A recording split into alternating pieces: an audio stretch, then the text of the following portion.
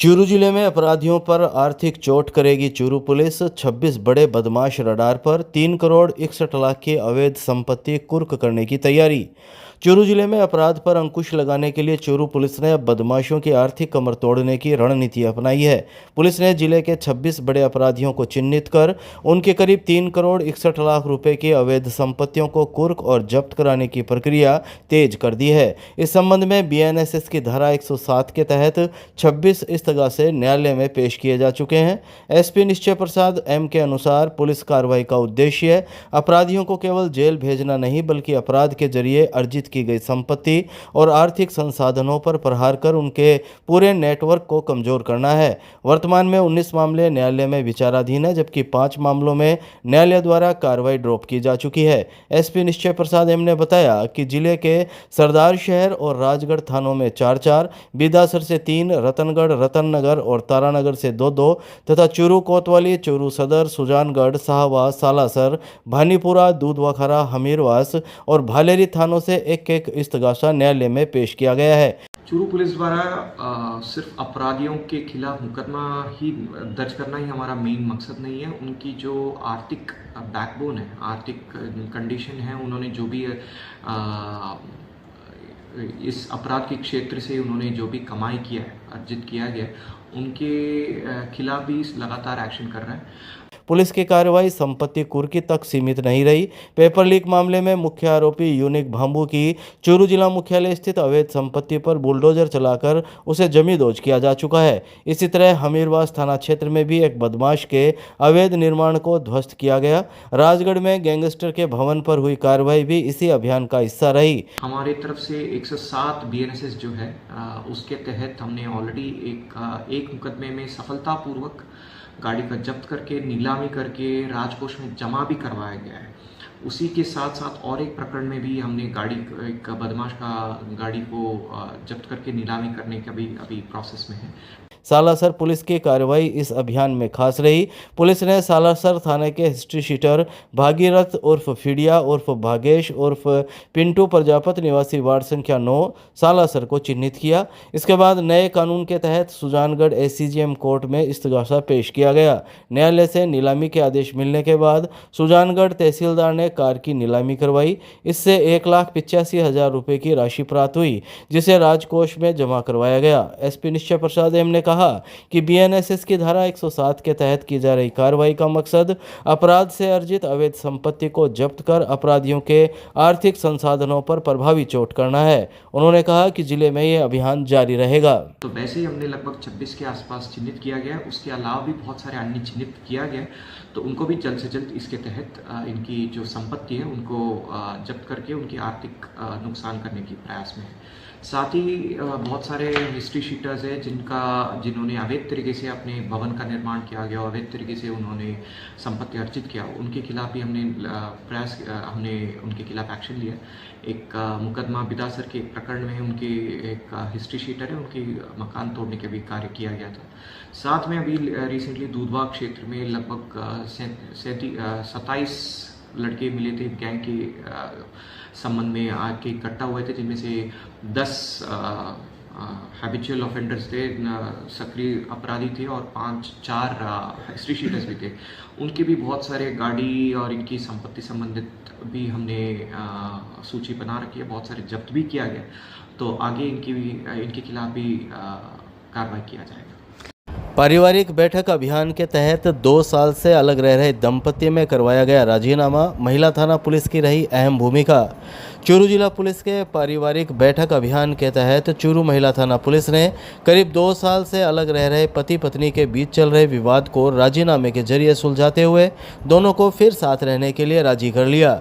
महिला थाना पुलिस सखी सेंटर और परामर्श केंद्र के संयुक्त प्रयासों से हुई काउंसलिंग के बाद दंपति ने आपसी मतभेद भुलाकर साथ रहने का निर्णय लिया है। इससे उनके 3 साल के बच्चे को भी अब माता पिता दोनों का साथ मिल सकेगा। मंगलवार दोपहर 3 बजे करीब मिली जानकारी के के अनुसार देपालसर रोड स्थित झुग्गी में रहने वाले अजीत और सुलोचना का 4 साल पहले विवाह हुआ था। दोनों का 3 साल का बेटा है। पक्के मकान और सुलोचना के नौकरी करने को लेकर दोनों के बीच विवाद बढ़ गया। सुलोचना चाहती थी कि दोनों मिलकर कमाएं और पक्का मकान बनाएं, जबकि अजीत इसके लिए तैयार नहीं था। विवाद बढ़ने पर अजीत काम के लिए असम चला गया और सुलोचना पीहर हनुमानगढ़ चली गई। मामला महिला थाने पहुंचने पर थाना अधिकारी कुसुमलता ने परिस्थितियों को समझते हुए इसे परामर्श केंद्र और सखी सेंटर भेजा। करीब 3 माह तक कई दौर की काउंसलिंग में दोनों पक्षों को समझाया गया। आखिरकार दोनों ने आपसी सहमति से विवाद खत्म कर साथ रहने पर राजीनामा कर लिया। मंगलवार को थाना अधिकारी कुसुमलता, सखी सेंटर की नीरज कंवर और काउंसलर्स की मौजूदगी में महीनों से बंद पड़ी झुग्गी का ताला खुलवाकर दंपति को साथ भेजा गया। सुलोचना ने कहा कि वह अपने घर लौटकर खुश है और पति के साथ ही रहना चाहती है। एसपी निश्चय प्रसाद एम ने बताया कि पारिवारिक बैठक अभियान का उद्देश्य पारिवारिक विवादों को गंभीर रूप लेने और अपराध में बदलने से पहले ही सुलझाना है। अभियान के तहत कमजोर और वंचित परिवारों को पुलिस, परामर्श केंद्र, सखी सेंटर और महिला अधिकारिता विभाग के माध्यम से कानूनी, मनोवैज्ञानिक और सामाजिक सहायता उपलब्ध कराई जा रही है। ये सुलोचना है जो अपने पति अजीत से 2-3 साल से पारिवारिक मनमुटाव की वजह से अपने मायके में रह रही थी। तो जैसे ये विषय हमारे सामने आया तो सखी सेंटर और परामर्श केंद्र के सहयोग से, क्योंकि इनके समाज का थोड़ा ये रहता है कि सामाजिक बात है, ये जो पारिवारिक कलह थी अगर ये थाना स्तर पे जाती है तो इनके परिवार की बात बिगड़ने का डर था। तो इसलिए इसके लिए सखी सेंटर और महिला परामर्श केंद्र की भूमिका बहुत महत्वपूर्ण रही कि इन लोगों को ये भी रहा कि हमारा एक पारिवारिक बैठक की तरह बिठा करके आपसी सामंजस्य बिठाया जा रहा है। तो उस वजह से इनके लिए लगभग 1 महीने तक 4-5 काउंसलिंग महिला थाना, परामर्श केंद्र और सखी सेंटर के संयुक्त तत्वाधान में किया गया और इनकी सुलह हो गई और ये अभी राजी खुशी रह रहे हैं। सुभाष चौक पर लगी जाली में फंसा ऑटो ड्राइवर का पैर 1 घंटे की मशक्कत के बाद कटर से जाली काटकर निकाला बाहर।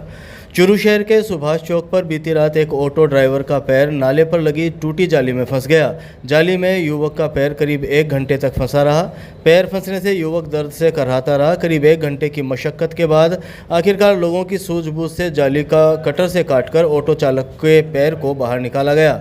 मंगलवार सुबह 8 बजे करीब मिली जानकारी के अनुसार वार्ड संख्या 57 निवासी ऑटो ड्राइवर फारूक लोहार सुभाष चौक पर ऑटो खड़ा करके एक दुकान से सामान लेने जा रहा था। ऑटो ड्राइवर के फंसे पैर को देखकर मौके पर लोगों की भीड़ जमा हो गई और चारों तरफ ट्रैफिक जाम हो गया। सूचना के बाद मौके पर पहुंची पुलिस ने भीड़ को अलग किया और जाम खुलवाया। गनीमत यह रही कि युवक का पैर फ्रैक्चर नहीं हुआ। स्थानीय लोगों का कहना है कि इस जाली में बनी जगह से रोज 3 से 4 बाइक व पैदल चलने वाले राहगीर गिर जाते हैं, जिससे वे चोटिल हो जाते हैं।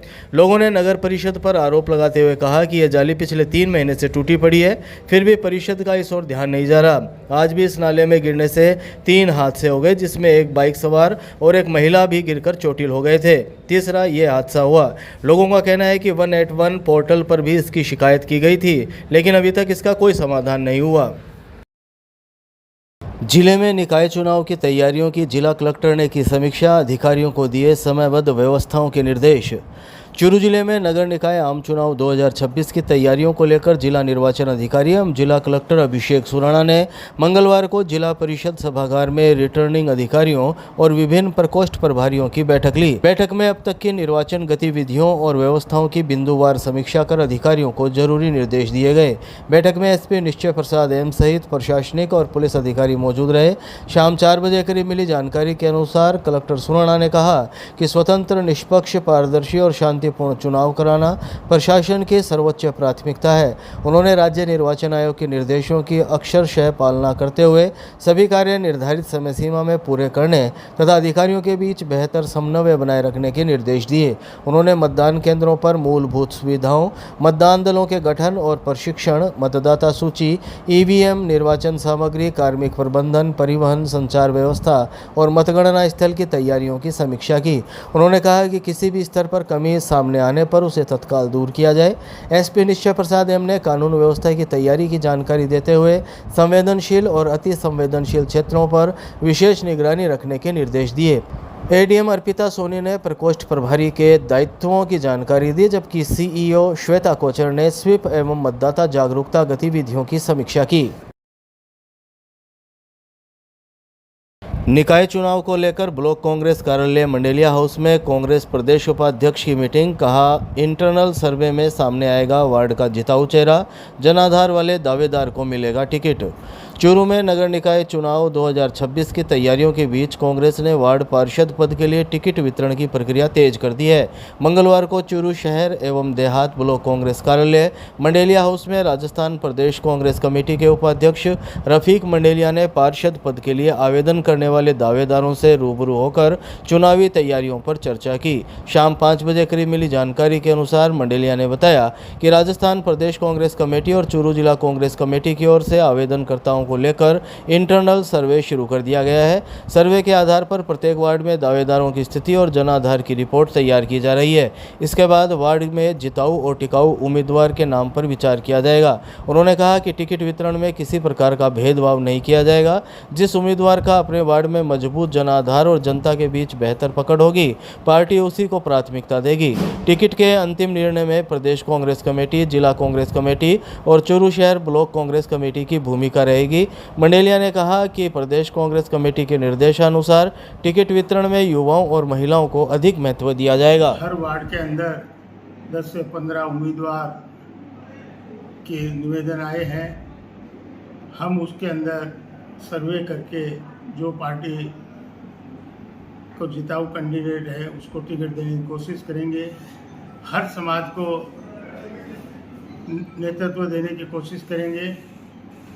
हम चाहते हैं कि 36 कौम के लोगों को हम नेतृत्व देके और पार्टी के उम्मीदवार बनाए। मुझे पूर्ण विश्वास है कि इस बार कांग्रेस पार्टी का सभापति बनेगा। इसमें कोई संकोच की बात नहीं है। लक्षित प्रकरणों की सूची में 10 साल तक पुराने केस शामिल करने का विरोध, शेखावाटी के अभिभाषक संघ हुए एकजुट। 27 और 29 अगस्त को वकीलों ने कार्य बहिष्कार की दी चेतावनी। लक्षित प्रकरणों के निस्तारण की कार्य योजना में नए और कम पुराने मामलों को शामिल किए जाने के विरोध में मंगलवार को चूरू कोर्ट परिसर स्थित बार सभागार में शेखावटी संभाग के अभिभाषक संघों की संयुक्त बैठक हुई। बैठक के बाद वकीलों ने जिला एवं सेशन न्यायाधीश को रजिस्ट्रार जनरल के नाम ज्ञापन भी सौंपा। बैठक की अध्यक्षता सीकर बार एसोसिएशन के अध्यक्ष एडवोकेट दामोदर प्रसाद माटोलिया ने की। इसमें झुंझुनू बार अध्यक्ष एडवोकेट रतन कुमार मोरवाल, चूरू बार अध्यक्ष एडवोकेट महेश प्रताप सिंह राठौड़ सहित सुजानगढ़, राजगढ़, सरदार शहर, रतनगढ़, तारानगर और बीदासर बार एसोसिएशन के अध्यक्ष व पदाधिकारी भी मौजूद रहे। शाम 6 बजे करीब मिली जानकारी के अनुसार वकीलों ने कहा कि लक्षित प्रकरणों की योजना का उद्देश्य 20 साल या उससे अधिक पुराने मामलों का जल्द निस्तारण करना था। इसके बावजूद अब 5-10 साल पुराने और कुछ नए मामले भी लक्षित सूची में शामिल किए जा रहे हैं। इससे अदालतों में मामलों के जल्द निस्तारण का दबाव बढ़ रहा है और न्याय की गुणवत्ता प्रभावित होने की आशंका है। बैठक में निर्णय लिया गया कि विरोध स्वरूप 27 और 29 अगस्त को अधिवक्ता न्यायिक कार्य का बहिष्कार करेंगे। इसके बाद 31 अगस्त को सभी बार एसोसिएशन अपने अपने मुख्यालय पर संबंधित पीठासीन अधिकारियों के माध्यम से registrar general Rajasthan high court Jodhpur के नाम ज्ञापन देंगे। वकीलों ने कहा कि मांग पर सकारात्मक निर्णय नहीं होने पर आगे आंदोलन को लेकर सामूहिक रूप से निर्णय लिया जाएगा।